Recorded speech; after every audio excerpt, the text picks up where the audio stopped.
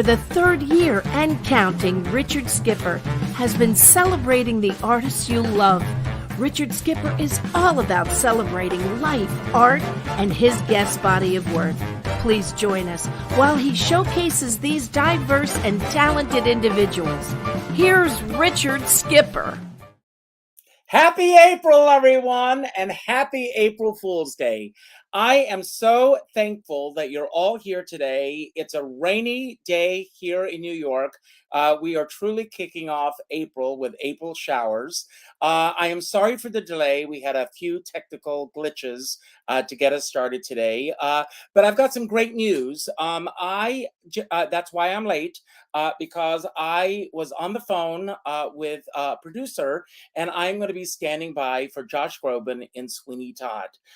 So that's why I'm late. Thank you all for your patience and for waiting.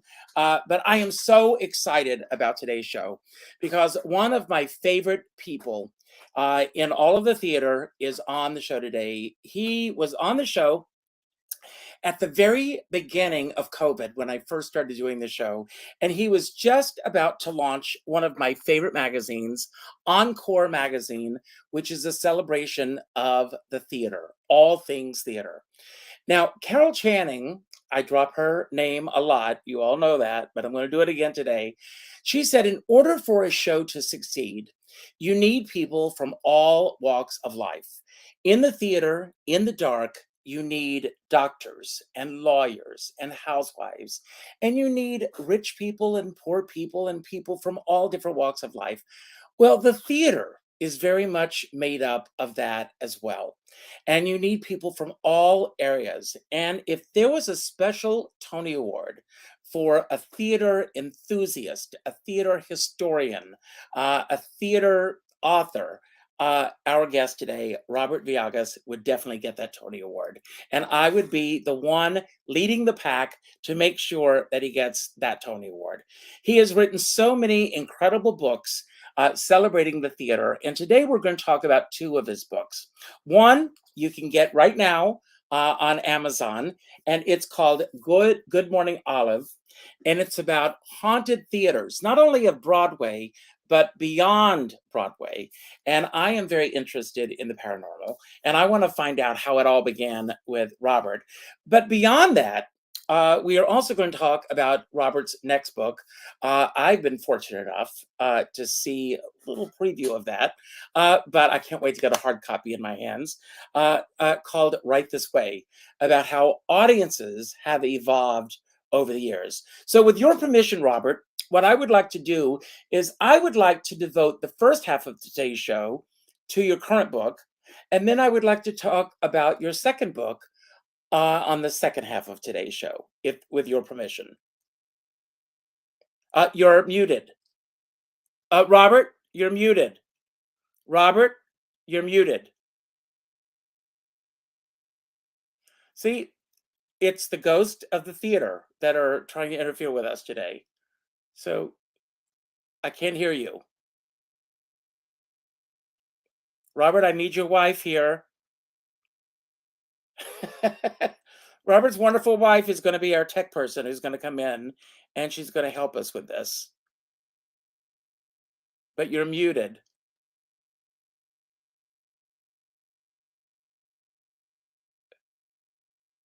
Hello. So while we're waiting for him to get the sound on, I will tell you about this book, Good Morning Olive, and I will explain a little bit about this book. So hopefully we're going to get the sound on. We could hear him before we went on the air, so I know it's there. Turn your volume up. I don't know why we're not hearing him. You know, the tech gods are against us today. So we're gonna try to figure this out. This might be okay. Now there he is again. Is your sound? Sorry, everyone, about this. These things happen. So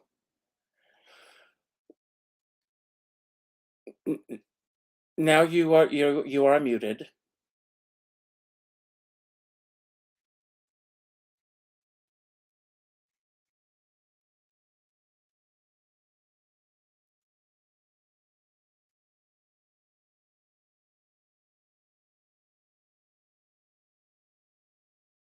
How's this?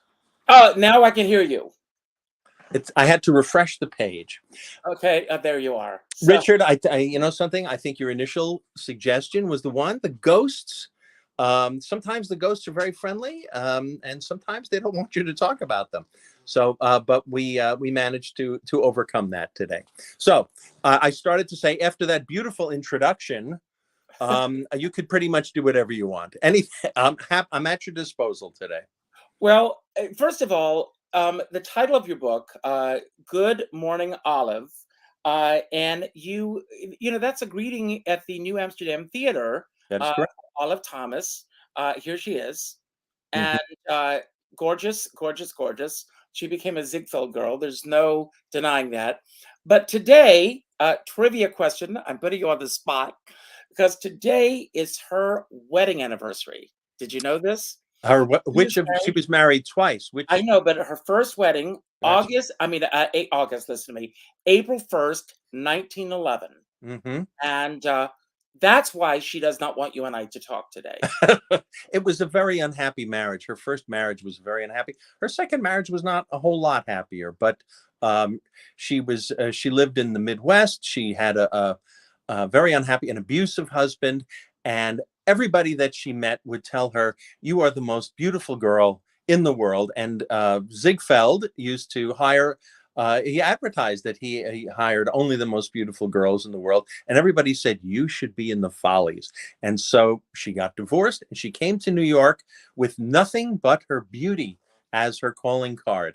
And for Olive, that was enough. Well, her husband, he didn't want to take responsibility for their bad marriage. I mean, Oh, that's right. he kept attributing it to the fact that she was ambitious, that Right. she wanted something more than what he was able to offer her. And of course, she was ambitious. She came Yeah, to New York, she got right. into the Follies, and I love the fact that you really give a sense of what whose Ziegfeld was it, and I never really thought about this until I read it in your writing, that you referred to him as the Jeff Bezos of his day.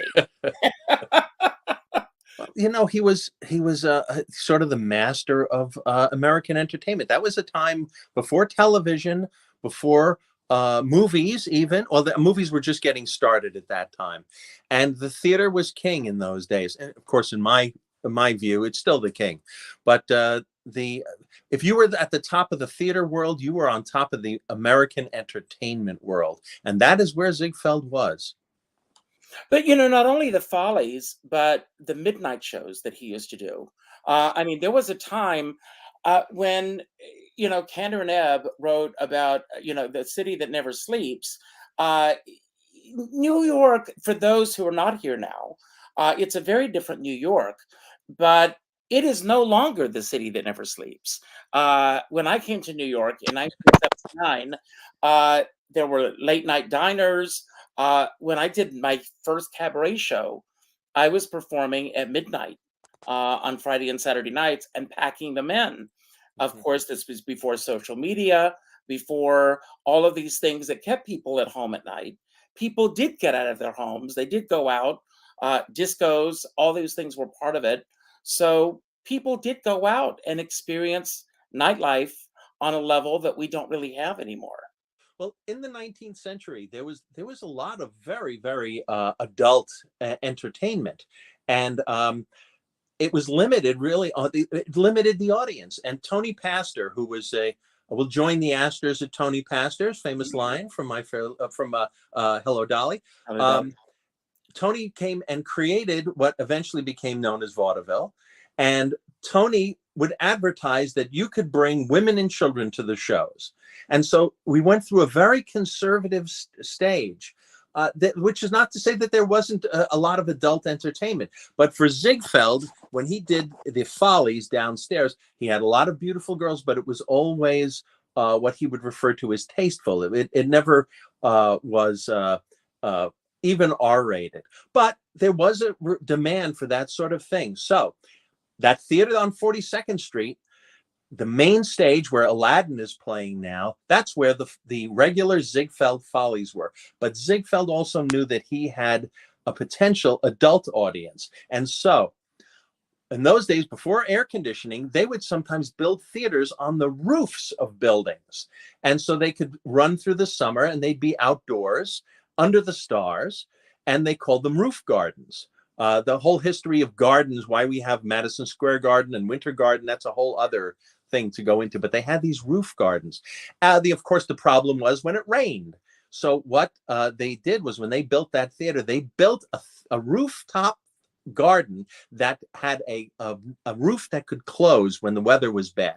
Anyway, that was known as the New Amsterdam roof. And Ziegfeld put on a special show called the Midnight Frolics. And the Midnight Frolics were a little more of an adult show. They would show a little bit more. The humor was a little bit more suggestive. And when he saw Olive come in the door, she wanted to be in the Follies. And he said, I think you'd be better for the Midnight Frolic. And so the 2015 Midnight Frolic starred the beautiful Olive Thomas, and she was an instant sensation. Well, she had a very provocative balloon number that she did. I mean, when I think of, if you want to talk about this, I mean, everyone get the book, but to see these, to me, I see these lecherous men with their cigars popping her balloons. Pop her balloons with their. As she would walk by. I mean, that just blows my mind that this was going on. Very different time. But talk about her death and then the aftermath of when people started to experience her apparitions and seeing her in the theater. Well, very quickly after she made her hit in the Midnight Frolics, she was scooped up by Hollywood. There's a whole story behind that. She went out and she made a lot of silent films. She was really kind of the first sexy movie blonde. I mean, there have been many since then, but she was really the first. And you can go on YouTube and you can see her silent films that were made. She just has, there's just a beautiful spirit to her. The pretty eyes, the pretty hair, but just the way she carried herself.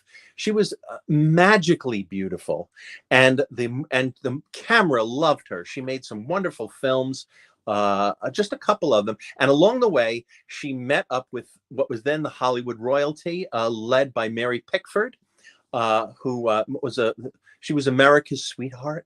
And I think she had a little conflict with Olive, but her brother Jack did not have conflict with Olive. He, among many men who fell for her out in Hollywood, Jack fell for her, and I think because of the connection, because of the idea of marrying into this royalty family, she married Jack Pickford, and she and Jack sort of lived an F. Scott Fitzgerald life out in Hollywood. And but they loved, but then they also fought. They fought, they loved. They fought, they loved. And unfortunately, we have a mainly adult audience here, so I don't mind imparting this detail that Jack had contracted syphilis, and unfortunately, he gave it to Olive, and she discovered this when they were on a trip to Paris in 1920, and this is where it gets to be kind of a mystery, although I think looking back, it's not such a mystery. The night that she discovered that she had also contracted this disease from her husband, her husband had brought along medication. The medication is something that they call bichloride of mercury. It was really a poison. And in small quantities, it killed the spirochetes. So he was taking this medicine, and they went out partying, and she came home, and according to the police report, which I have a copy of, she accidentally ingested most of the bottle of bichloride of mercury. Now, if you've ever seen these pills, and there are pictures of these pills online, they're shaped like coffins. That's a wonderful detail that I am not making up. And they're big. And I'm sorry, no matter how drunk you are, you don't take a whole bottle of coffin-shaped, big, dark blue pills by accident, but the official cause of death was accident. Some people also think that he murdered her, but I don't think he murdered her. He loved her. He stayed by her side till her passing, but she died in Paris of poisoning from taking her husband's syphilis medication, and everybody was very sad. But then something odd started happening over at the New Amsterdam in New York. People working at the theater would turn around and they would see Olive. And she, in my book, I talk about different kinds of theater ghosts. Some of them are I'm sorry, go ahead. No, but I mean, some people even saw her with the bottle. Yes, well, that's where she appears. She's always carrying a blue bottle, which was, if you look at how they packaged the bichloride of mercury, it was in a blue bottle, just like that. But she would appear in the outfit that she wore in the frolics, the midnight frolics, and she'd be carrying a blue bottle. And she didn't look like a ghost. I started to say theater ghosts. Some of them are, it's just a knocking sound, and sometimes it's just a cold cloud in a theater. But sometimes they appear, like you think of Casper the Friendly Ghost. It's this sort of white apparition, but very rarely the ghosts look like there's a person in the room with you. And this is how Olive appeared. Olive appeared as it looked like Olive was standing there in the room, except she was wearing her costume from the frolics and she's carrying a blue bottle, and she would speak. And for many years, she appeared only to men. Recently, I've been getting stories that she has begun appearing to women. So who knows, after 100 years dead, maybe she's finally woke. She said, here's what she says. "How you doing, fella?" I'll do it again. "How you doing, fella? I am imitating people who don't know each other, who over the years have seen her and had her speak to them, and they all imitate her voice exactly the same way, including Dana Amendola, who is the house manager of the New Am, who is, I guess, now her landlord. Disney owns her now because they bought the theater. And Dana imitated this voice. I said, "Oh my God, Dana, everybody who imitates her voice imitates it exactly the same way." And again, she has been appearing over the years. There were a couple of years where she did not appear during the years when the New Amsterdam was dark.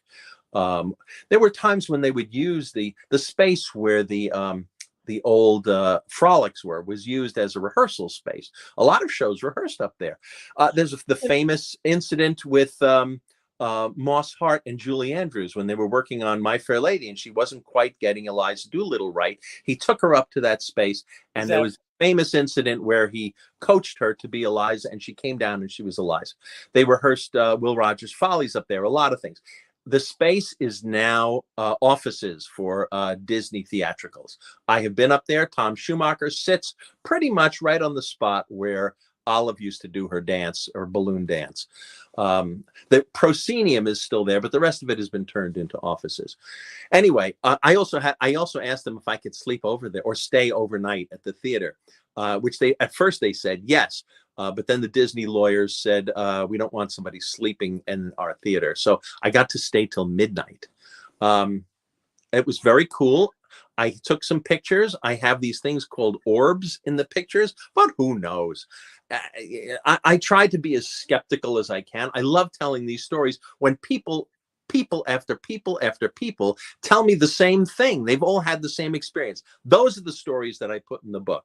And Olive probably has more stories that are identical than any of these other ghosts, except maybe Belasco. Belasco also appears very frequently, and not millions of years ago. Now they appear to people working at the theater now.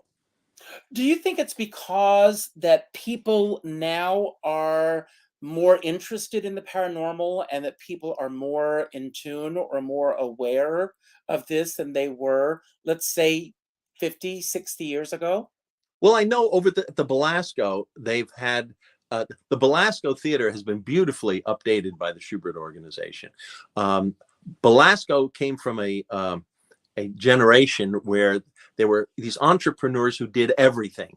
They would write the shows, they would direct the shows, they would manage the shows, they'd hand out the program, they did everything. And in addition to all that, Belasco lived above, as they said, above the store. He has an apartment above the theater, which is still there. I'm one of the few people who've actually been inside it. He was known as the Very bishop. interesting apartment because I Have you been?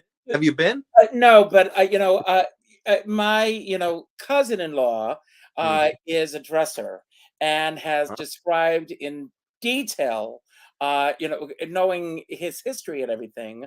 That's another show altogether. His very unique history. Yes. But I've got a question from Alan, who's watching the show, and perhaps you can, if you'll pardon the pun, shed a little light on this. Describe to everyone what the ghost light is and how that came into being. Well, on every stage, every professional theater, they put at the end of the night when people go home, they put what's called the ghost light. It's not very elaborate. It's usually just a pipe with like a music stand bottom and a pipe, and on top there's a bulb, a bare bulb. The only update they've done to this over the years is that they now use CFC bulbs instead of the old incandescent bulbs. But it's placed on the middle of the stage. And, if you watch movies or TV shows that are supposed to be set in the theatrical world, they usually establish their bona fides by having, some crusty old stagehand come out and put out the ghost light at the end of the night. Well, you see it in Gypsy, just before Rose's turn.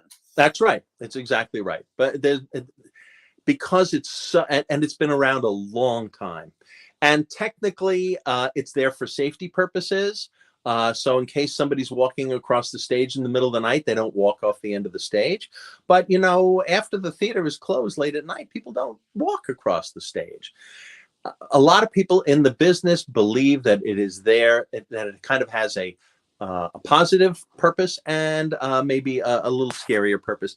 One of them is that the ghosts who haunt the theater, when they come out at night, after everybody is gone, they have another chance to strut and fret their hour upon the stage, as William Shakespeare said. They have one more chance to walk across the stage.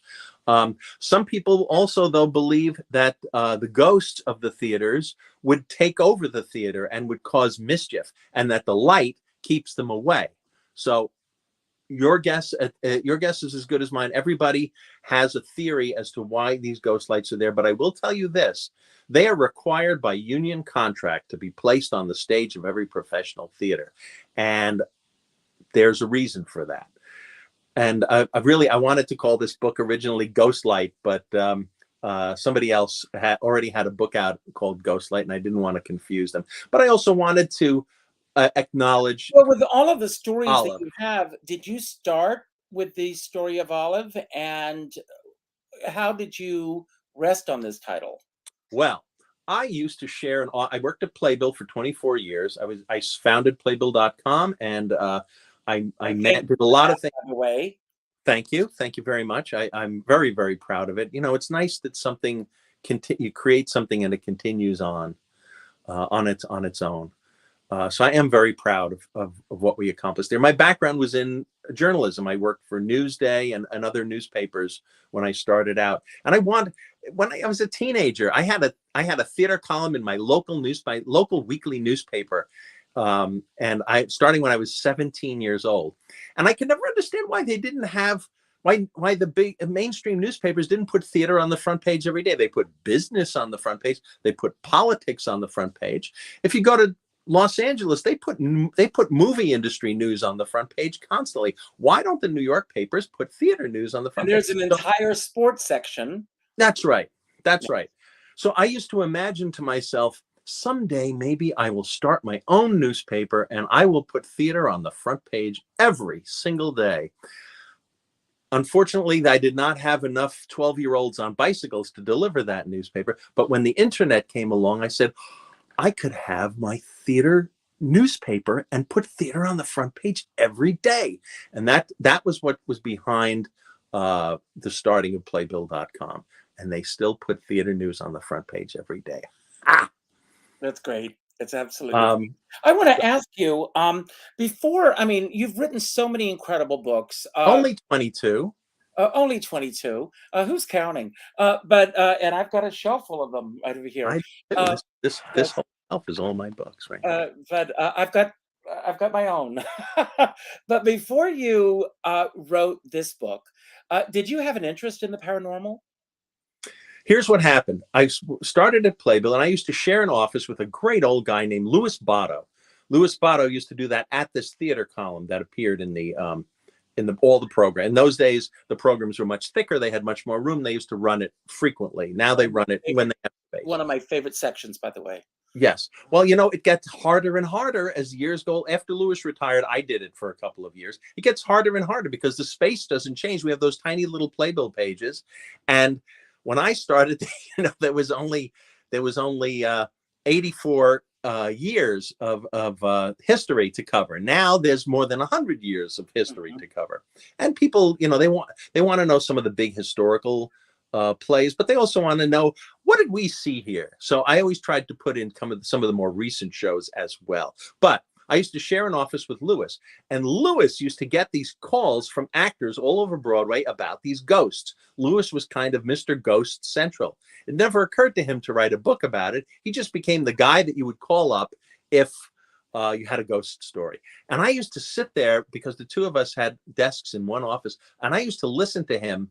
And I remember, this was now during the 90s, when Disney was rehabilitating the New Amsterdam.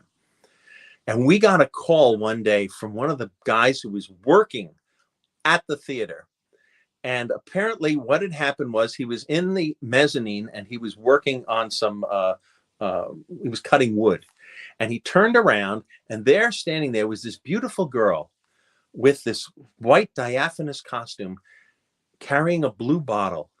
And she said, "How you doing, fella?" And he said, "What are you doing up here?" And the workman, and then she vanished. The workman went down to complain to the foreman and said, "If you're going to have people wandering around the construction site, you need to have them wear a hard hat." That was how it started. And it was the foreman who said, "That's not a person wandering around. You saw the ghost. This theater has a ghost." And I remember listening to Louis's side of this conversation, trying to explain who Olive was. And this was kind of the beginning of my fascination with this. So I would say, "Louis, so there's a ghost on Broadway?" And he said, "Oh, Robert, almost every theater has a ghost." And so I was like, "Louis, tell me."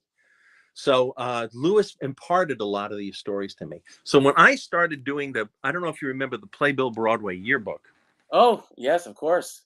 I created the Playbill Broadway yearbook.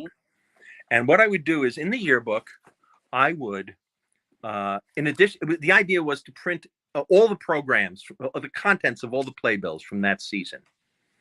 And to make it a little bit more interesting, so that it wasn't just the contents of the playbill, I would hire a correspondent on every show. And I would ask them a bunch of questions like, where did you have your opening night party? Where does everybody hang out? What did you do? Did you do anything special for the holidays? Things like just life backstage on Broadway. Who wore the heaviest or hottest costume? What are some catchphrases that only the company would recognize? Who was the orchestra member who played the most consecutive performances without a sub? And that's the sort of things that I put in here. But what I did was, on every show, I would ask them, "Did you have a ghostly experience?" So I did this for 10 years. After 10 years, I had a spreadsheet of every theater and every show at every theater, and was there a ghost at the theater? And I found something really, really interesting. Don't forget, this is my reporter training. I wanted to quantify this, so they weren't just a bunch of, airy stories. Are there actually ghosts? Are there actually ghosts at every theater? Here's what I found out that was so interesting, Richard. A lot of the theaters did not have ghosts.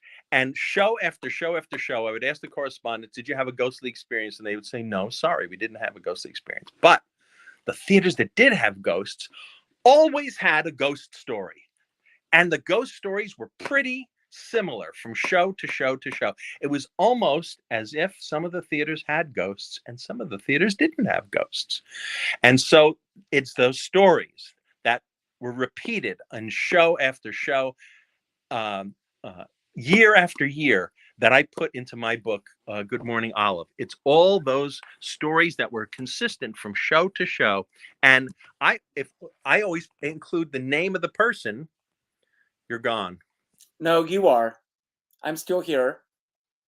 See? Sing I'm Still Here now while I'm trying to figure out how to get you back. Good times and bum times, I've seen them all, and my dear, we're Beautiful. still here. Beautiful. Perfect. Just the right amount. I'm still here. So I didn't disappear like the ghosts. So those are the stories that I put in there, and I started collecting. And when people started to find out that I collected ghost stories, word kind of got out. And so pretty much every other day, I'd get an email from somebody in California or Memphis, Tennessee, or up in Canada or in Texas. And so I got ghost stories from all over the place. My friend Mark Shenton in London said, "Oh, Robert, we have, not only do we have more ghosts than you have in America, we have better ghosts than you have in America." And I said, "Well, you're going to have to prove that." So he collected a ton of wonderful ghost stories and sent them to me. So I have wonderful stories from all over the world, and some of them are lovely. I have to say, Louis, a lot of the theater ghosts are not scary ghosts. Some of them are, but a lot of them are they're just people who worked all their lives to get onto Broadway or to get onto the professional stage. And once they got there, they didn't want to leave ever. And that's why a lot of the ghosts, they're pretty benevolent. They help the show. Sometimes they've even saved people's lives, living people's lives. The ghost stories are all over the place. Some of them are terrifying, and some of them are so sad, like the fire at the Oriental Theater in Chicago, where more than 1,000 people died in a fire, and now their ghosts haunt that theater, which is now renamed the Niederlander. Mm-hmm. Some of them are sad, some of them are scary, but most of them, quite honestly, they're benevolent. So when they're benevolent, I tell the story of things that they did to help the theater. Now, Olive is kind of in between. Olive she obviously loves being in the theater, and obviously she loved men, because for many years she only appeared to men. But she's also she's got an attitude. She's not, if somebody she doesn't like, as mischievous. If she's somebody she doesn't like, she messes with them. One thing that I find just wonderful is the fact that I mentioned Dana Amendola before, the house manager of the New Am. He has placed her picture at every entrance to the theater. If you open up the stage door, you can see a picture of Olive. I have reproduced it in the book. When you go in through the front door, you walk down that gallery, you know that long gallery. Mm-hmm. You walk down, and there's all the pictures of the great stars, the Ziegfeld Follies. The last one on the right is somebody you never heard of before. It's Olive Thomas, because the people who work there, when they come to work, they have to say, what do they have to say? Good morning, Olive. Good morning, because Olive. If they don't say good morning, Olive, stuff happens to them. They get tripped, or they come with their dressing room and they find that their makeup has been thrown onto the floor. Sometimes there's lipstick on their mirror. I wonder if there have been any encounters of Billy Burke and Olive at the theater. You're talking about Ziegfeld's Yes. wife, who was very jealous because Ziegfeld hired the famous pinup girl artist Vargas, Yes. no relation, Well. to paint a picture of her topless, and he hung it in his office. And Billy, his wife, would never go into that office, and she was very happy when Olive got hired out in California and was no longer hanging around the New Amsterdam Theater, and her husband. We all know Billy Burke as the Glinda the Good Witch of the North. Are you a good witch or a bad witch? Well, I'm sure when she was thinking of Wicked Witch, I'm sure she was thinking to a certain degree of Olive. Well, I want to ask you, have you ever encountered a ghostly experience in the theater? I have to tell you something. I have never personally experienced a ghost. I had one close experience that might be ghostly. It's not very dramatic. I do love telling the ghost stories, and I wish the ghosts would appear to me. And I have tried my best. I think I told you I stayed at the New Amsterdam because I thought, because Olive appears the most, I thought she was my best chance. Also, I went up to the Belasco apartment, hoping to run into Belasco up there, but he appears mainly to women, so that didn't help me there. But I went to everybody told me that the guy who has seen her the most is a carpenter that works at the theater. Mm-hmm. So I met him, and he took me on a tour backstage, and he said that the place where she mostly appears is a place called The Trap. Now, you know what The Trap is. Yes, I'm surprised how few people know what that is. What is it?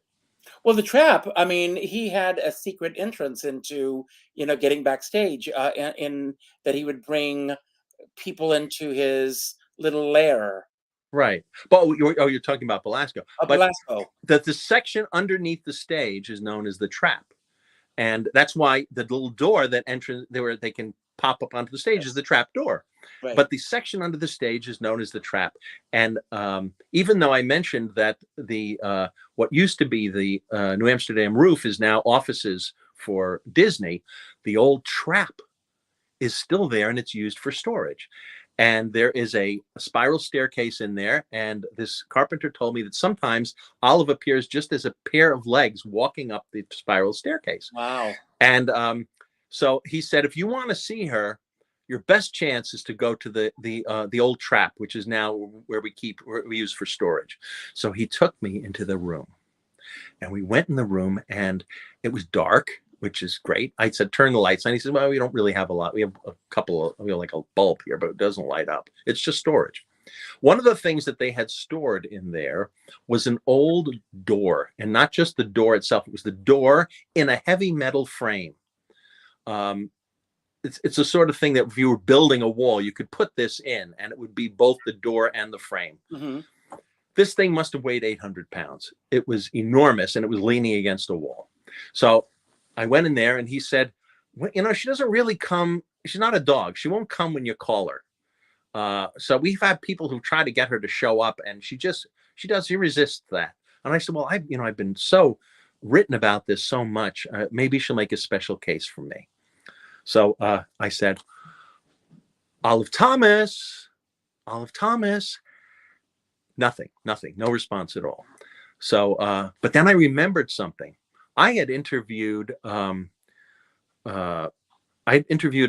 actress from that period, and in those days, being an actress was considered kind of déclassé. A lot of people thought there was very little difference between an actress and a prostitute. Right. So a lot of the actresses who would get married would use their married names. So I said, let me give this a try. So instead of saying Olive Thomas, I said, Mrs. Pickford, are you there, Mrs. Pickford? And this enormous disembodied door piece, a prop. It was part of a set. It went boom. And we laughed. When something like that happens, the first thing, you don't sit there and think to yourself, oh, it's a ghost. What you think is, what a funny coincidence that just as I said that, this thing went boom. But we went and looked at it, and it was very heavy, and it was sitting very firmly on the floor. So I thought, well, it must have shifted. Maybe we came in here, and who knows what caused it to shift. He said, call her again. So I said, Mrs. Pickford, and the thing went boom again. And fortunately, I was doing Playbill radio at that time, and I recorded it, and I can tell you, it made terrible radio. It's just a boom. I mean, unless you were there and your hair stood up on the back of your head, it didn't really have the effect. But I called her a few more times, and again, he said she doesn't want to be called. Like, people show up on Halloween to see her. She hides on Halloween. She doesn't have anything to do with that. Mm-hmm. She comes when she wants to come. So anyway, I have to tell you, Richard, that is the closest I've come to actually seeing a ghost that I know of. But a lot of other people who are not insane or drug addicts Well, They, I will tell you my story, and yes, you yes, may think yes. I'm crazy when I tell you this. Some people may think I'm crazy anyway, but I had the good fortune of appearing on stage at Carnegie Hall. Oh, And I was standing on stage and I put my arm up.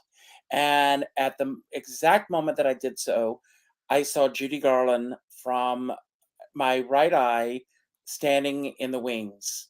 Um, and it was just as clear an image as I can see you right now. And second edition. This story is going into the second edition. I'll tell you right now. Um, it was a very strong image, and I spoke to one of the stagehands, and they said that that was not the first time that they had heard someone say that, and it was just, I mean, and I'm getting goosebumps now talking about it. But it was this feeling that came over me that I can't even describe, and but it was such a vivid, strong image. And but I wanted to talk about this because you talk about this in the book, and I have very strong feelings about what's happening at the Palace Theater. It's just And what I was going to bring up. Go yes, ahead. and with the and this is very newsworthy right now.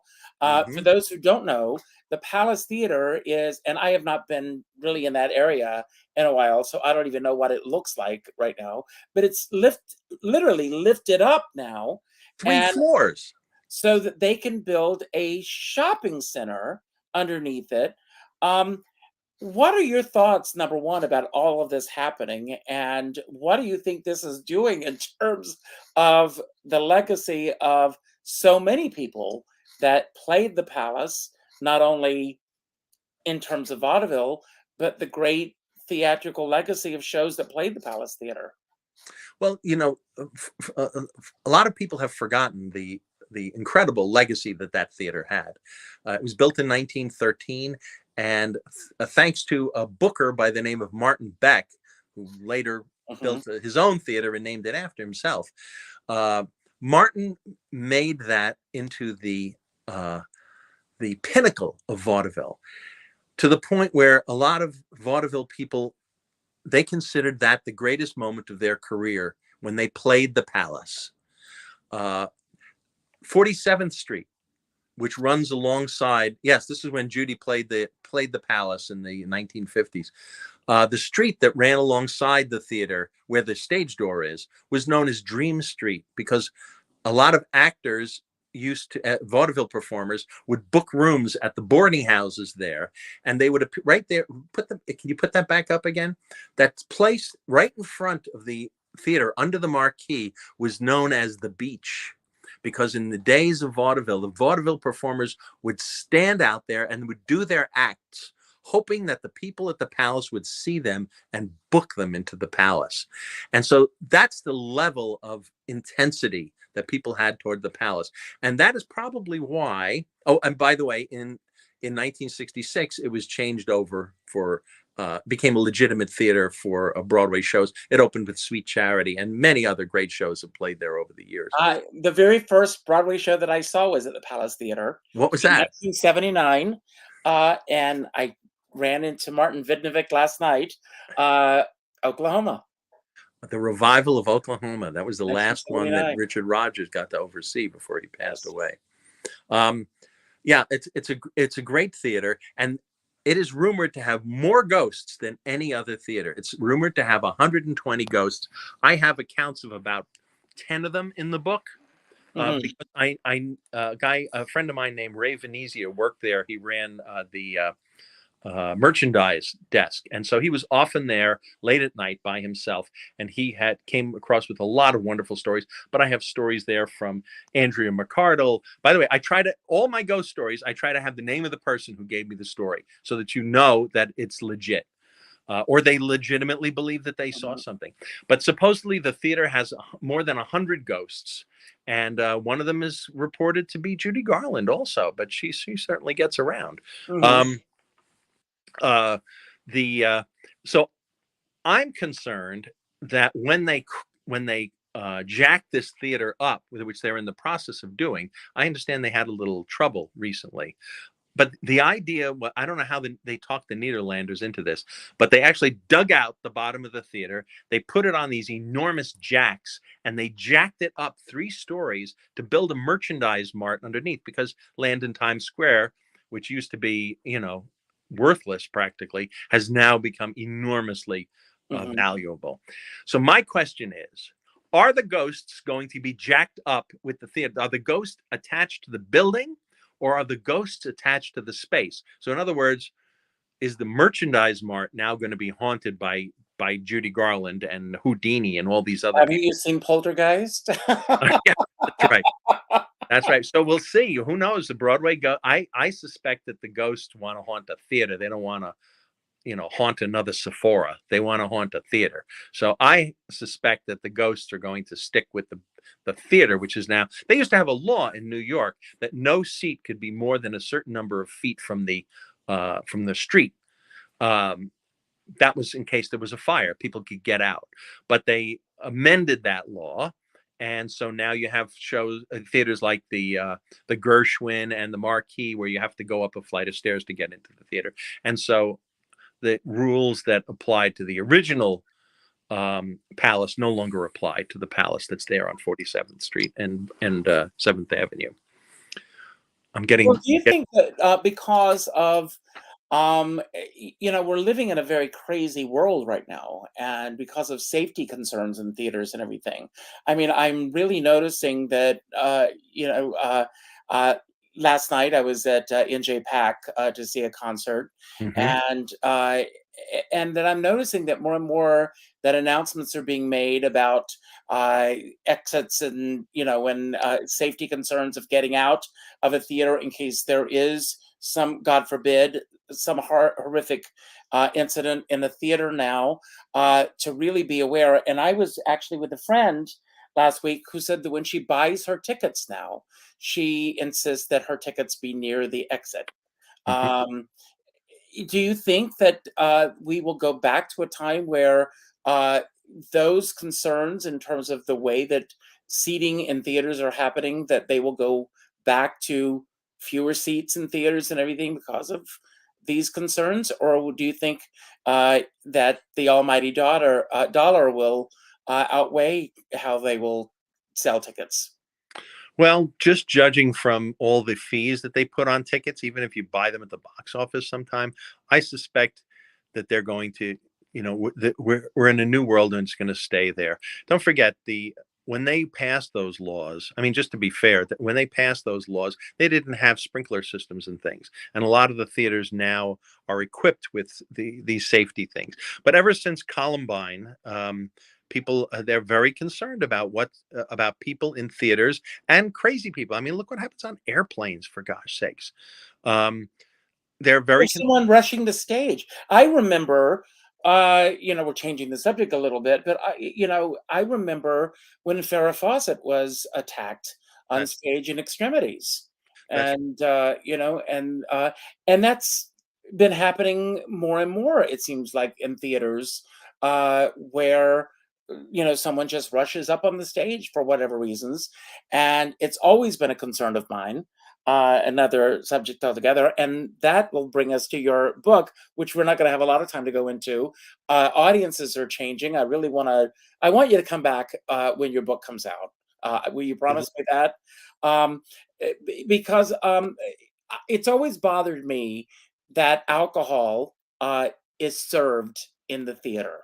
To me, it's a sense of people going to the theater and having too much to drink and a sense of entitlement and all these things that are happening, and the two don't mix very well. And why do people need to drink in the theater anyway? Well, I have to tell you, I mean, uh, I've been going to the theater for a long time, and I remember years ago, people drank a lot more, and there was a lot more like vomiting and people falling asleep and things like that, because it used to be all bars around Times Square. Now it's all coffee shops. there's one on every corner now, and I think people drink more coffee. And in a way, I'm a little more worried about about people hopped up on Java, uh, coming in to see the shows. And also, there was a time when people had much more of an experience of going to the theater, and they realized not to make noise, and they would dress up. I mean, when you see newsreels of people going to the theater in the old days, they would wear suits, they would wear skirts and things like that. I wouldn't want to have to wear a suit every time I went to the theater. So I think it's kind of welcome that the clothing at least has become more relaxed. But people don't know. They're so used to sitting in their living room and commenting on things that happens when they're watching a show, or getting up and going to the refrigerator and things like that. And you just can't do that in the theater. Well, I'm But an anomaly. I still wear a suit to the theater because, as you know, good for you. Carol Channing said that when she would be performing in a cow pasture, Alfred Lunt and Lynn Fontaine would show up, and he would be in tails and she would be in gloves and pearls, and she'd say, "Why are you dressed like this?" And she would say, "Out of respect for you." And so I always dress out of respect for the artist on stage. Hmm. So Well, that's I would never come in like cutoffs or flip flops or what they horribly call wife beater t-shirts. But I see those things when I go to the theater, especially in the summer. I mean, I always wear, you know, uh, not business casual, like what I would wear to the office is what I wear. Black shoes, things like that. No sneakers. But in my book on the audience, if I can just cross over for a second and talk about Write This Way, write a history of audiences. And one of the things that I think also play into what we're talking about is the fact that the audience has splintered so much, and the expectations for the audience have changed, are so different for different types of audiences. When you go to a tennis match, people dress in tennis whites. I mean, can you imagine? Other than Rocky Horror, can you imagine people feeling that they had to dress up in costumes for the show that they're going to see? If you go to a rock concert, you're required to like scream and yell and hold up your lighter, or now you hold up the flashlight on your cell phone. Uh, you would never do that at a theater, but theaters are a little bit more relaxed than like if you go to see an opera or you go to see a symphony, where well. a I'll tell lot of you, people wear tuxedos to go to those. And if you make the slightest sound at those things, people will beat you. they Robert, what happened? I mean, this thing that now I find that there are certain people that after every song, this whoop where they scream, and Mhm. it's sometimes it is ear piercing. Yeah. After every single song, that they feel that they need to this loud screeching in the theater, rather than just applauding someone. And it's not that they're yelling bravo or anything. It's a loud whoop, and that it's blood curdling But sometimes. they're used to going to rock concerts, and that is, if you sat there silent at a rock concert, people would say, "Aren't you enjoying the concert?" That's to like respond in a very loud way is a way of showing their appreciation. I mean, look at the fact that every show gets a standing ovation now, which Well, I wasn't love what Sondheim said about that. not that long ago. What did Sondheim say? Well, Sondheim said that people spend so much money Oh, yes, right. now when going to the theater that they want to feel that they've gotten their money's worth. Validate the experience. Yes, I do have. Yes. Of people other than Sondheim have said that as well. It's validating the experience. Um, but audiences, as I said, audiences, can you imagine doing a wave at a show and if you like the show? But if you don't do a wave at a sporting event, they're thinking, oh, you're not supporting the team. Imagine if we had stadium horns at the theater and we would blow a stadium horn when we liked something. If you don't do that at a sporting event, you're telling them you're not enjoying it. You think they're doing a bad job. There's a whole history to applauding. There's a whole history to booing, and I have them both in my audience book. What is required, even audiences' response to sense of humor. Richard, 100 years ago, the dominant form of humor in this country was ethnic humor. Hmm. People, a lot of performers, they were like, "Do you do blackface?" No, why not? That's what the audience wants. They want blackface. Now, if you do blackface, your career is over. Or even if you did blackface 20 years ago, your career is over. Which is, I think that blackface and appropriating things like that is horrible, and I'm so glad we don't do stuff like that anymore. Well, But 100 years ago, that was the type of humor they had. I mean, look at Chico Marx. He did an Italian accent. They used to do what was called Dutch accents, which was like a Jewish accent. Look at Gallagher and Sheen. They were two of the most popular performers. One of them did an Irish accent. One of them appeared as a drunken, quote unquote, drunken Irishman. And the other one did a Dutch accent, which was an exaggerated Yiddish accent. But if you did what they called blue humor in those days, you did a sexual joke, you did a suggestive joke, you'd be blackballed. You couldn't work at the theater anymore. You were out on your well, I was talking to Leroy Reams the other night, and he recently did a talk, and he showed a photograph of one of his first shows, and it was Finian's Rainbow. right. And in Finian's Rainbow, there was a chorus of actors in blackface, Hmm. and someone in the audience got very upset about it. And Leslie Uggams, who was in the audience, said, "Well, that was what that show was at that time, and that being in the blackface was very much a part of what that show was about." Right. And that she did not find anything offensive about that at that, in the show and in the context of what that show was about. Well, the show Finian's Rainbow is a very anti-racist show. Yes, of If you course. remember, Senator Rawkins, who is a horrendous racist, uh, they use the leprechaun's crock of gold. One of the three wishes they have is to turn him black, so that he will see what it's like to be a black person in the America that he created, that in the society that he created. And so, yes, Rawkins appears as part of the second act in blackface because he has been turned into a black person just to show what that life is like. But I don't know, a whole line of people in blackface. Yeah, it's a little tough. But That's different. anyway, I mean, we are at the end of our show. Robert, I mean, will you promise that you'll come back? Your book's coming out, Right This Way is coming out in August? It's coming out in August. It is on pre-sale now on Amazon and Barnes Absolutely. and Noble and things like that. So it can be ordered now. And both the Good Morning Olive is out now, and you can order it, and you'll get it in a day or two. And it's Uh, incredible. We barely scratched the surface, but this book is so incredible. I couldn't put it down. Thank you. I'm glad to hear you say that. So, My by the way, I held up before a copy of Right This Way. It's not out yet. My wife made this as a prop so that I could show the book. so I that don't you want you can to hold think it that the up. book is out. This is my wife just made this for this show. So I want to thank your wife. I mean, like I said before we went live, if she makes house calls, if I could get a crock of gold, my wish is that I could clone her and send her out for all these shows to help, because you've got a golden There's rainbow right there. there's But only one time don't job. go anywhere Like for a right moment, Robert. I'm going to give you the final word today, but before we get there, I'm going to give my final comments, and then I'm going to turn it over to you.